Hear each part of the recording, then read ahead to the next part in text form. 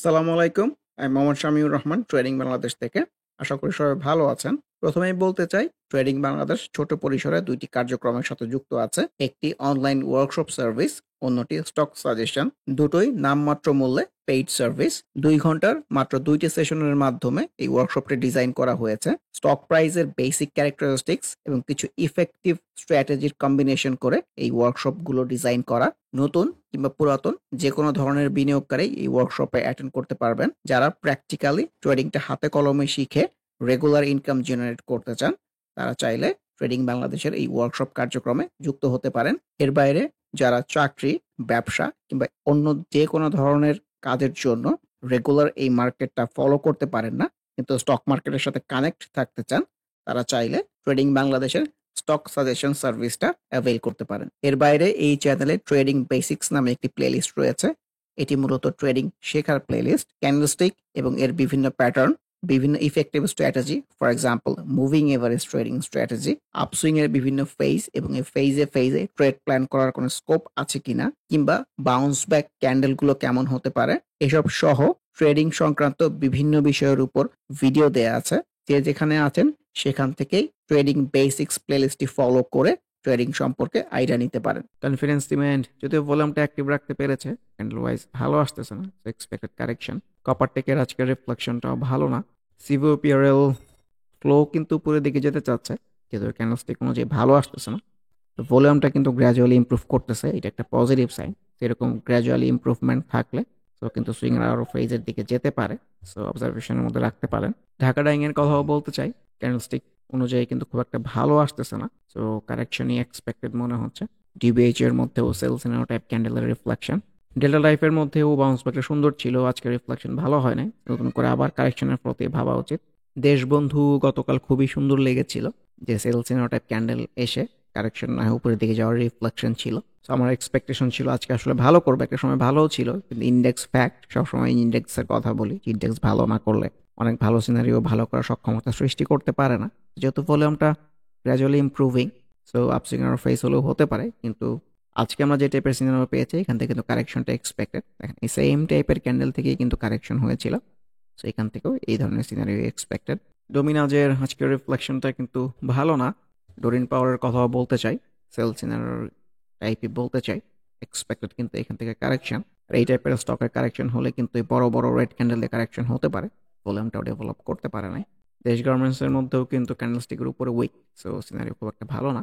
Same goes for DSSL, moving average 50 থেকে কিন্তু resistance type পেয়েছে, আনইউজুয়াল ভলিউম আর অ্যাক্টিভিটিও হতে পারে, সো এক্সপেক্টেড কারেকশন। ইবিএল এর বাউন্স ব্যাকটাও সুন্দর ছিল, কিন্তু ভালো রিফ্লেকশন দেখাতে পারে নাই, নতুন করে আবার কারেকশনের ফ্লোতে ভাবা উচিত। ই কেবলস এর বাউন্স ব্যাকটাও সুন্দর ছিল, কিন্তু ফ্রুটফুল হবে এরকম মনে হচ্ছে না। ইজেন কিন্তু ছবির মতো মুভিং এভারেজ 50 থেকে রেজিস্ট্যান্স পেয়েছে, আনইউজুয়াল ভলিউমের অ্যাক্টিভিটিও হতে পারে, এক্সপেক্টেড কিন্তু কারেকশন। যেসব জায়গা আমরা যে এইখানে কারেকশন হয়ে নিচে আসতে দেখেছি, এইখানেও কারেকশন হয়ে নিচে আসতে দেখেছি, এইখানেও দেখেছি ইনফ্যাক্ট, সো এক্সপেক্টেড কিন্তু কারেকশন ডেফিনেটলি। আর ভলিউম যদি অ্যাক্টিভ রাখতে পারে, সুইং আরও ফেজ হয়, একটা গ্রিন ক্যান্ডেল পাওয়া যায়, সেক্ষেত্রে কিন্তু এটাই নতুন করে ট্রেড প্ল্যান করার জায়গা হবে। ইএইচএল এর রিফ্লেকশনটাও ভালো না। Emerald well looks very good to me, এই হাফ হার্টেড বাউন্স ব্যাকের ভালো রিফ্লেকশনই দেখাচ্ছে। এই সেল সিনারিওতে কিন্তু কারেকশন নয়, উপরের দিকে যাওয়ার রিফ্লেকশন, সো এটাও একটা ফেজেস বাই করার জায়গা ছিল। আজকে খুবই সুন্দর ভলিউম গেইন করেছে, সো ইন্ডেক্স কিন্তু অলরেডি কারেকশনের একটা ফ্লোতে চলে গেছে। আর ম্যাচুরড স্টক সবসময় অবজারভেশনের মধ্যে রাখা উচিত, যে এটাকেও যদি হাফ হার্টেড বাউন্স ব্যাক বলে রিসেন্ট টাইমস, এটা কিন্তু রিফ্লেক্টেড হয়ে ভালো কিন্তু একটা প্রফিটের জায়গা হয়েছে, আর প্রফিট পেলে মানুষ প্রফিট বুক করবে, এটা খুবই নর্মাল বিষয়। কালকে যদি ভলিউম এই লেভেলে ডেভেলপ করতে না পারে, সো একটা সেল সিনারিও কিংবা কারেকশন এক্সপেক্টেড হলেও হতে পারে। সো লেটস সি যে আপসুইংটা আসলে কোথায় গিয়ে শেষ হয়। অনভাইটেক্স এর রিফ্লেকশনটাও খুব একটা ভালো না, ইনফ্যাক্ট স্কোয়ারেন্টের সিনারিওটাও ভালো ছিল, যদিও আজকের রিফ্লেকশনটা ভালো না, কিন্তু ভলিউমটা কিন্তু ডেভেলপ করতে পেরেছে, সো আপসুইং আরও ফেস হলেও কিন্তু হতে পারে, সো অবজারভেশনের মধ্যে রাখা যেতে পারে। ইটিএল এর রিফ্লেকশনটাও ভালো পাওয়া যায় নাই, কিন্তু ভলিউমের অ্যাক্টিভিটি কিন্তু আছে, সো অবজারভেশনের মধ্যে রাখতে পারেন। এক্সিম ব্যাংকের আজকের রিফ্লেকশন তো ভালো, সেটাই দেখতে চাই এই মুভিং এভারেজ 50 কিংবা এইসব জায়গা থেকে রেজিস্ট্যান্স ফেস করে কিনা। পার্কে ক্যান্ডেল ওয়াইজ খুব একটা ভালো বলতে চাচ্ছি না, দেখা যাক। ফেক ডিলের রিফ্লেকশনটাও ভালো না, তো নতুন করে আবার কারেকশনের ফ্লোতেই ভাবা উচিত। ফাইন ফুডস কিন্তু পজিটিভলি রিফ্লেক্টেড হয়েছে বলতেই চাই, এই সিনারিওর ভালো ক্যান্ডেল পাওয়া গেছে, সামনে প্রিভিয়াস সুইং টপের রেজিস্ট্যান্সটাও আছে, আর এটা যদি ব্রেক করে যায় তাহলে কিন্তু সুইং এর আরো উপরের দিকে যেতে পারবে। সো এটাই দেখতে চাই এই ঊর্ধ্বমুখী প্রবণতা কতটুকু কন্টিনিউ হয়। আর মুভিং এভারেজের উপর দিয়ে কন্টিনিউ করতেছে, হুইচ ইন্ডিকেটস সুইংটা কিন্তু ট্রেন্ডি আছে। Fortune nothing special in fact. ফং সিরামিকের কথা বলতে চাই, সেলসিনো টাইপ ক্যান্ডেল এসছে, ভলিউমটাও ডিক্লাইনিং হয়ে গেছে, expected correction. Same goes for Wang food, কিন্তু যেহেতু ভলিউমটা ডেভেলপ করতে পারতেছে, অ্যাক্টিভিটি থাকলে কিন্তু ফেজ ওয়াইজ বাই সিনারিও আসতে পারে, সো অবজারভেশনের মধ্যে রাখতে পারেন। জেমিনি সি ফুড আজকে ভলিউম পেয়েছে, যদিও ক্যান্ডেল ওয়াইজ যে খুব একটা ভালো এসছে এরকম কিন্তু না। সো ভলিউমের অ্যাক্টিভিটি রাখতে পারলে কিন্তু সুইংটা এখান থেকে উপরের দিকে যেতে পারবে।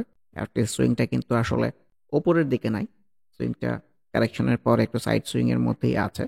সো ভলিউমের ডেভেলপমেন্টটা আপকামিং ডেজ খুবই ভাইটাল হবে ইন দিস কেস। জেনেক্সিলের কথাও বলতে চাই, আজকে কিন্তু প্রপার সেলস টাইপ চলে আসছে, মুভিং এভারেজ 50 রেজিস্ট্যান্সের জায়গাটাও আছে, ভলিউমের অ্যাক্টিভিটি খুবই সুন্দর আছে, কিন্তু সবার আগে হচ্ছে প্রাইস। সো কারেকশনের রিফ্লেকশনটাই বলতে চাচ্ছি। গোল্ডেন হারভেস্টের বাউন্স ব্যাকটা সুন্দর ছিল, কিন্তু আজকের রিফ্লেকশনটা ভালো পাওয়া যায় নাই। সো ভলিউমটাও ডিক্লাইনিং, সো এই ক্যান্ডেলেও যাদের এন্ট্রি আছে, সো ম্যাচুর ডেতে এক্সিট প্ল্যান করাটাই আমার কাছে মনে হয় ওয়াইজ। কারণ বাউন্স ব্যাকের পরের দিনের ক্যান্ডেল ভালো না আসলে মোস্ট অফ দ্য কেসেস কিন্তু আসলে আপসুইংটা উপরের দিকে যায় না। গ্লোবাল হেভি কেমিক্যালস এই বাউন্স ব্যাকের ভালোই রিফ্লেকশন দেখাচ্ছে, কিন্তু আজকে কিন্তু ম্যাক্সিমাম লিমিট পর্যন্তই ছিল, কিন্তু ইন্ডেক্সের জন্য প্রাইসটা একটু নিচে ফল করেছে। ভলিউমের অ্যাক্টিভিটি রাখতে পারলে সুইটা কিন্তু আরো উপরের দিকে যেতে পারবে। গোল্ডেন জুবিলির রিফ্লেকশন কিন্তু ভালো না মিউচুয়াল ফান্ড সেক্টরের মধ্যে, এই ভলিউমটা ডেভেলপ করতে পারে না।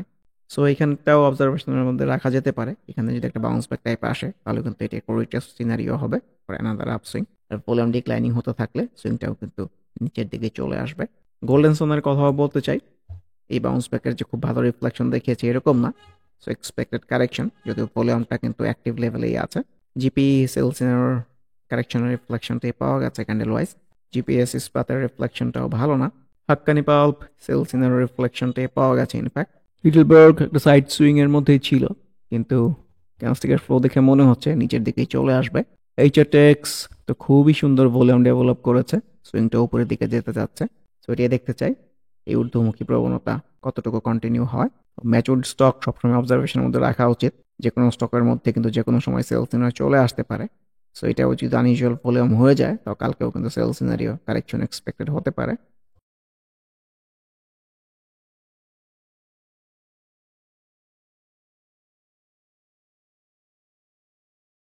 আইসিবি চার্টে যে খুব একটা ক্লিয়ার কোনো প্যাটার্ন আছে এরকম আসলে প্যাটার্ন নাই, কারণ একটা সবুজ, তারপর দিন গালফিং, তারপরে আবার ভালো ক্যান্ডেল, আবার লাল। সো ক্যান্ডেলস্টিকের মধ্যে আসলে খুব একটা ক্লিয়ার ইন্ডিকেশন নাই, ট্রেড করা খুবই মুশকিল। ভলিউমগুলো যে খুব ক্লিয়ার ভাবে আসতেছে এরকমও না। So let's see upcoming days কেমন বিহেভ করে।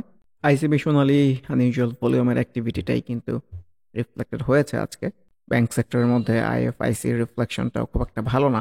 ইন্ডেক্স অ্যাগ্রো আজকে তো ভলিউম পেয়েছে, ক্যানেলটাও ভালো এসছে, সো এটাকে দুইভাবে দেখার সুযোগ আছে। ভলিউমের ডেভেলপমেন্ট হলে কিন্তু সুইংটার উপরের দিকে যেতে পারবে, আর ভলিউম যদি সামহাও ডিক্লাইনিং হতে থাকে তাহলে কিন্তু সেল সিনারিও কারেকশন এক্সপেক্টেড হতে পারে এখান থেকে।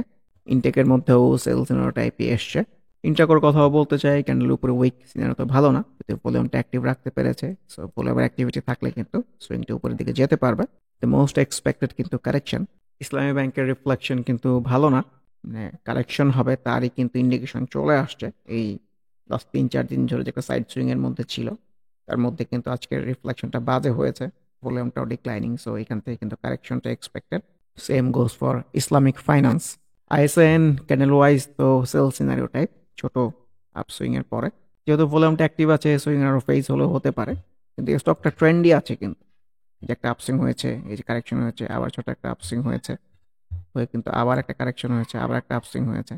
সো এই ফ্লো যদি কন্টিনিউ থাকে একটু কারেকশনে এসে কিন্তু আবার আপসুইং এর দিকে যেতে পারে। আইটিসি রিফ্লেকশন ভালো পাওয়া যাচ্ছে না। ইন্স্যুরেন্স সেক্টর নিয়ে স্পেশালি বলতে চাই, ও কিন্তু এই আপসুইং ডাউন সুইং করে প্রপার ট্রেন্ডে একটা সিনারিওতে ছিল, কিন্তু এই সেল সিনারিও রিফ্লেকশন দেখে কারেকশনের রিফ্লেকশনের মধ্যেই আছে। গতদিন কিন্তু আমরা প্রপার সুন্দর একটা বাউন্স ব্যাক পেয়েছিলাম, কিন্তু বাউন্স ব্যাকের পরের দিনের আজকের রিফ্লেকশন কিন্তু ভালো না। সো হুইচ ইন্ডিকেটস যে এই সুইংটা কিন্তু উপরের দিকে যাওয়ার চেয়ে নিচে চলে আসার সম্ভাবনাই বেশি। সো আমার কাছে মনে হয় নতুন করে কারেকশনের ফ্লোতেই ভাবা উচিত। আর এই যে প্রিভিয়াস সুইং এর যে বটম, এটাও একটা সাপোর্টের জায়গা হতে পারে, এটা ব্রেক করে গেলে কিন্তু তার নিচে যে সুইং এর বটমটা ছিল এই লেভেল পর্যন্ত চলে আসলে অবাক হওয়ার কিছু নাই। স্টক প্রাইস তো আসলে এখান থেকে একবারে টানা এইভাবে আসবে না, হয়তো আস্তে ধীরে আসতে পারে আর কি। সো দেখা যাক। যমুনা ব্যাংকের কথা বলতে চাই, ক্যান্ডেল ওয়াইজ তো একটা সেল সিনারিও হয়েছে, কারণ এই ছোট্ট একটা আপসুইং হয়েছে, প্রিভিয়াস সুইং টপের রেজিস্ট্যান্সের জায়গাটাও আছে। সো ভলিউমটা অ্যাক্টিভ আছে, সুইং আরও ফেস হলেও হতে পারে কিন্তু এক্সপেক্টেড কারেকশন। যমুনা ওয়েল তো ভলিউমটা ডেভেলপ করতেছে, একটা পজিটিভ সাইন। সামনে প্রিভিয়াস সুইং টপের একটা রেজিস্ট্যান্সও আছে। ক্যান্ডেল ওয়াইজ যে খুব ভালো এসছে এরকমও বলতে চাচ্ছি না, দেখা যাক। JHRML ক্যান্ডেল ওয়াইজ তো sell scenario, moving average resistance, unusual ভলিউমের রিফ্লেকশনটাও দেখা যাচ্ছে। জুট স্পিনিং কারেকশনের রিফ্লেকশনটা পাওয়া যাচ্ছে। কর্ণফুলির মধ্যেও বাউন্স ব্যাকটা সুন্দর ছিল, কিন্তু ইন্স্যুরেন্স সেক্টরটা নিয়ে তো বলেছি যে নতুন করে ডাউন সুইং এর ফ্লোতেই ভাবা উচিত। কে অ্যান্ড কোর মধ্যেও ডাউন সুইং এর রিফ্লেকশন, খান ব্রাদার্স এর রিফ্লেকশন কিন্তু ভালো না। সো এই সুইংগুলো যে পর্যন্ত যেতে পেরেছে, কিংবা এই সুইংটা যে পর্যন্ত যেতে পেরেছে, এই সুইংটা কিন্তু আসলে সেই পর্যন্ত যেতে পারে নাই। সো এটা দেখে কিন্তু বোঝা যায় যে এটার তীব্রতা কিংবা ম্যাগনিটিউডটা কমে যাচ্ছে। সো এখন থেকে কিন্তু কারেকশনের রিফ্লেকশনেই ভাবা উচিত। কেডিএস আজকে ভালো করলেও আনইউজুয়াল ভলিউমের রিফ্লেকশনটা থাকতে পারে। কোহিনূর তো ভালো করেছে, ভলিউমটাও গেইন করেছে। সামনে প্রিভিয়াস সুইং টপের একটা রেজিস্ট্যান্সের জায়গা হতে পারে। ভলিউমের ডেভেলপমেন্টের দিক দিয়ে ভাইটাল হবে, ভলিউম অ্যাক্টিভ থাকলে কিন্তু সুইংটার উপরের দিকে যেতে পারবে। লঙ্কা বাংলা ফাইন্যান্স তো একটা সাইড সুইং এর মধ্যেই আছে, সো খুব ইন্টারেস্টেড কোনো কিছু না ইনফ্যাক্ট চার্ট প্যাটার্নে। লেগাসি ফুটের মধ্যেও কিন্তু উপরে উইক টুইক সহ ক্যান্ডেল আসতেছে, যদি ভলিউমটা ছোট পরিসরে অ্যাক্টিভ আছে, সুইং আরও ফেস হলেও হতে পারে। লাফার্স ইন্ডেক্সের যেমন ফ্লো, ওর মধ্যেও তেমন ফ্লো, বড় একটা উইক সহ ক্যান্ডেল এসছে, so nothing special. Libra infusion চার্টে ক্লিয়ার কোনো রিফ্লেকশন নাই। লিন বিডি এর ক্যান্ডেলওয়াইজ রিফ্লেকশন যে খুব একটা ভালো এমনও বলতে চাচ্ছি না। লাভেলের মধ্যেও সিনারিও খুব একটা ভালো লাগতেছে না। লাইফ ইন্স্যুরেন্স সেক্টরও এই বাউন্স ব্যাকটা ফ্রুটফুল হবে এরকম মনে হচ্ছে না, যদিও ভলিউমটা ডেভেলপ করার চেষ্টা করতেছে। তো ভলিউমের ডেভেলপমেন্ট থাকলে আর একটা রিটেস্ট আসতে পারে, তো সেটাও কিন্তু নতুন করে ট্রেড প্ল্যান করার জায়গা হতে পারে। মালাকের মধ্যেও আজকের রিফ্লেকশন ভালো না, ভলিউমটা ডেভেলপ করতে পারেনি, নতুন করে কারেকশনের ফ্লোতে ভাবা উচিত। মতিন স্পিনিং এর কথা বলতে চাই, বাউন্স ব্যাকের পরের দিনের রিফ্লেকশন ভালো হয় নাই। ইন জেনারেল কেসেস এরকম হলে কিন্তু সুইংটা উপরের দিকে যায় না, সো কারেকশনের ফ্লোতেই ভাবা উচিত। ইন্স্যুরেন্স সেক্টরের মধ্যে মেঘনা ইন্স্যুরেন্সের বাউন্স ব্যাকটা খুবই সুন্দর ছিল, কিন্তু ইন্ডেক্স ফ্যাক্ট আজকে রিফ্লেকশন ভালো আসে নাই, যদিও ভলিউমটা অ্যাক্টিভ আছে। তো আমার কাছে মনে হয় কারেকশনের ফ্লোতেই ভাবা উচিত। মেট্রো স্পিনিং আজকে ভলিউম পেয়েছে, ভলিউমের ডেভেলপমেন্ট না রাখতে পারলে কিন্তু রেজিস্ট্যান্স পেয়ে কিংবা কারেকশনের রিফ্লেকশনে চলে আসতে পারে। সামনে মুভিং এভারেজ 50, এটার রেজিস্ট্যান্সের জায়গাটাও আছে।